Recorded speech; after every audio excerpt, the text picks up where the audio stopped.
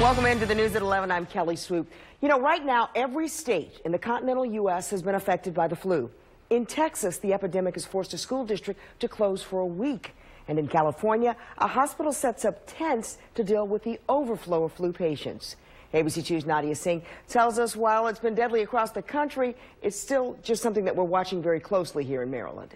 Yeah, that's right, Kelly. This flu season is certainly getting attention because this year's vaccine isn't as effective, and the H3N2 flu strain, a particularly vicious one, is being seen a lot more. More than 40 people have already died, and doctors say being proactive is your best defense. We certainly are seeing a lot of flu. Doctors across the nation are seeing the same thing. They're also seeing seemingly healthy people, like 10-year-old Nico Malazzi, die from it. Nico was a very lively, vibrant, spirited kid. Malazzi and his family were traveling when he was rushed to the hospital. The CDC confirming that 20 children across the country have died from the flu this winter.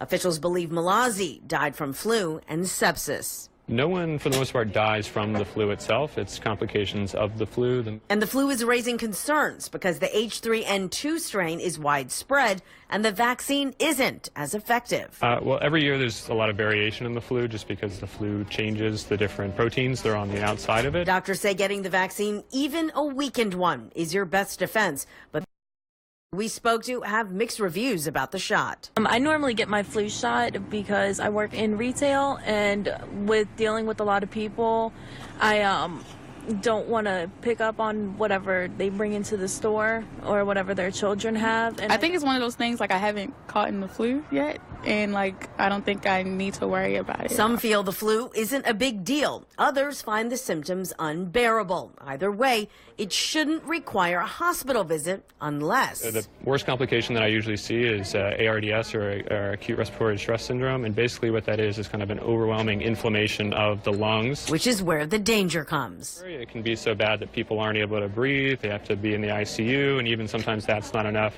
With our advances in critical care, most of the time we can support people through that, but it can be a deadly complication of the flu.